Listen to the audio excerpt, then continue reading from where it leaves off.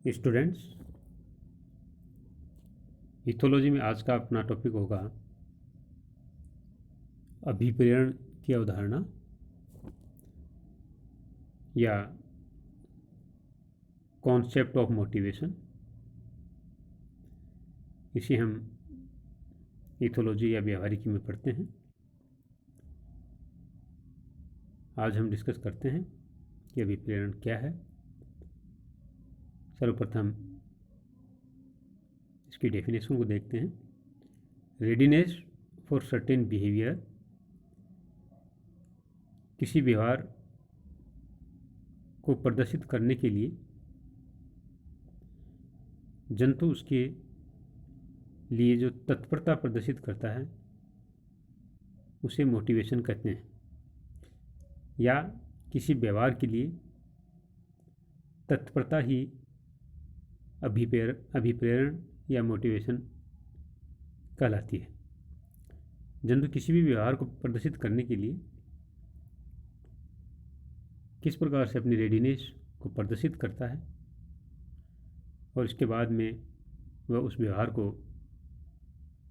पूर्ण करता है, इसे ही हम अभिप्रेरण की अवधारणा कहते हैं, या इसे कॉन्सेप्ट ऑफ मोटिवेशन के अंतर्गत अध्ययन किया जाता है। अभिप्रेरण में मुख्य रूप से जंतु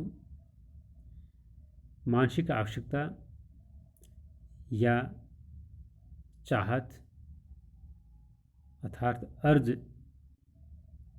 के प्रति किसी विशिष्ट व्यवहार को प्रदर्शित करता है।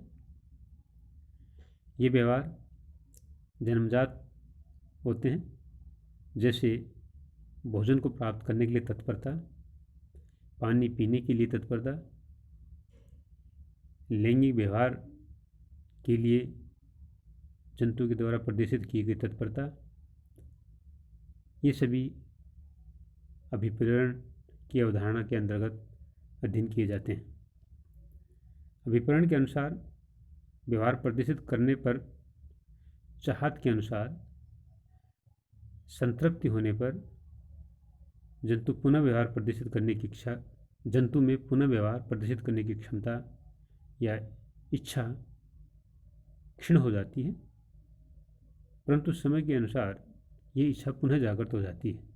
अर्थात हम कह सकते हैं कि जंतु अभिप्रेरण के कॉन्सेप्ट के अनुसार व्यवहार प्रदर्शित करने के बाद उसमें पुनः उसको व्यवहार को प्रदर्शित करने की जो इच्छा है वो क्षीण होने के बाद वह इच्छा धीरे धीरे समय के अनुसार पुनः जागृत होती है। जैसे जंतु भोजन प्राप्त करने के लिए व्यवहार को प्रदर्शित करता है। एक बार जंतु भोजन प्राप्त करता है तो वो संतृप्त स्थिति में चला जाता है। इसके बाद भोजन के प्रति या भोजन को प्राप्त करने के लिए वो तत्परता प्रदर्शित नहीं करता। पुनः भूख लगने पर जंतु भोजन को प्राप्त करने के लिए तत्परता प्रदर्शित करता है।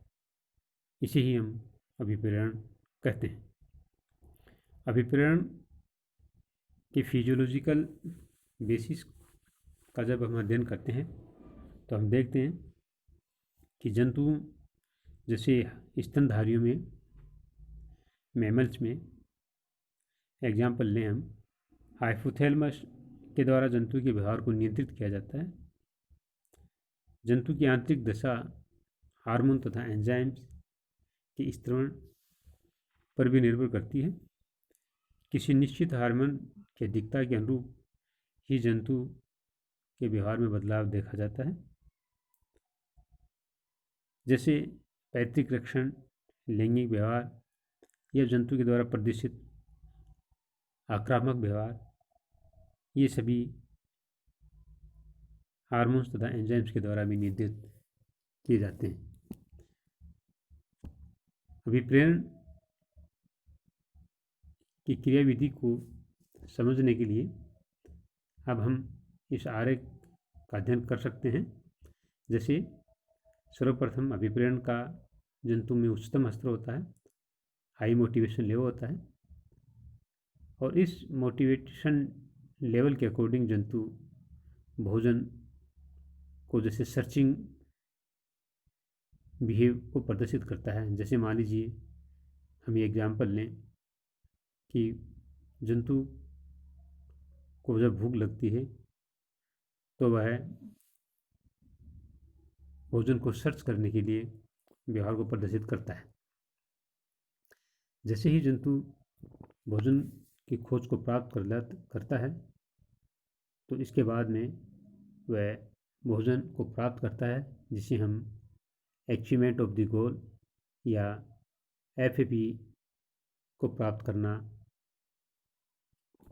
कहा जाता है, या फिक्स एक्शन पैटर्न प्राप्त करना कहलाता है। क्योंकि अभिप्रेरण के द्वारा या मोटिवेशंस के द्वारा जंतु भोजन को प्राप्त करने के लिए मोटिवेट होता है। इसके बाद में भोजन की तलाश करता है, सर्चिंग करता है, और सर्च होने के बाद में जंतु भोजन को प्राप्त करता है, और इसके बाद में वो ईटिंग बिहेव को प्रदर्शित करता है। तो ईटिंग बिहेव FAP बिहेव कहलाता है। भोजन को प्राप्त करने के जंतु में सेचुरेशन की स्थिति आती है, तो इसे हम फॉल इन मोटिवेशन कहेंगे या अभिप्रेरण में गिरावट कहेंगे। क्योंकि भोजन को प्राप्त करने के बाद में जंतु में भूख की कमी हो जाती है, तो ये पुनः भोजन को तुरंत तलाशता नहीं है, मगर जैसे ही वापस भूख लगती है तो जंतु उसे तलाशने की ओर अग्रसर हो जाता है। मगर भोजन प्राप्त करने के बाद में मोटिवेशन का जो कॉन्सेप्ट है वो कमज़ोर पड़ जाता है, तो इसे ही हम फॉल इन मोटिवेशन कहते हैं। इस अवस्था के बाद में जंतु फेज ऑफ क्विसेंस में चला जाता है या संतृप्ति अवस्था में चला जाता है, क्योंकि वो संतृप्त हो जाता है। मगर जैसे जैसे संतृप्त की अवस्था धीरे धीरे कम होने लग जाती है तो पुनः मोटिवेशन लेवल जंतु में बढ़ जाता है और जंतु मोटिवेशन की ओर अग्रसर हो जाता है।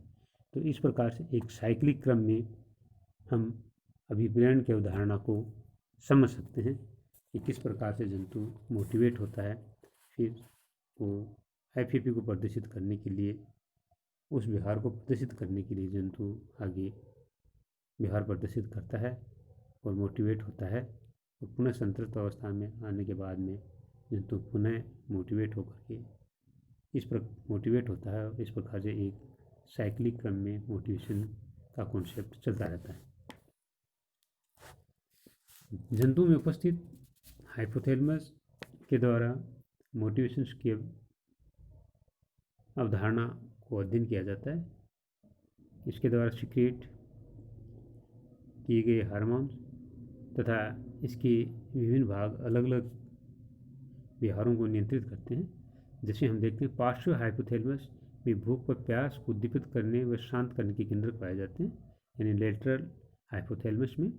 इसी प्रकार से हम अधर मध्य या डोर्सल मिड हाइपोथैलेमस को हम देखें तो इसमें सेचुरेशन केंद्र पाए जाते हैं।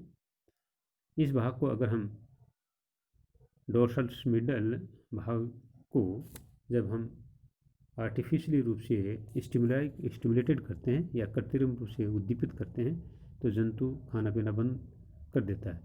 तो हम कह सकते हैं कि डोर्सल मिड हाइपोथैलेमस एक सेचुरेशन केंद्र या संतृप्ति केंद्र के रूप में जंतु में पाया जाता है। इसी प्रकार से हम देखते हैं कि अग्र हाइपोथैलेमस में लैंगिक व्यवहार के केंद्र स्थित होते हैं और पश्चिम हाइपोथैलेमस में आक्रामक व्यवहार को प्रदर्शित करने के केंद्र पाए जाते हैं। तो इस प्रकार से हम देखते हैं कि हाइपोथैलेमस में विभिन्न प्रकार के केंद्र पाए जाते हैं जो जंतु में विभिन्न प्रकार के व्यवहारों को नियंत्रित करते हैं।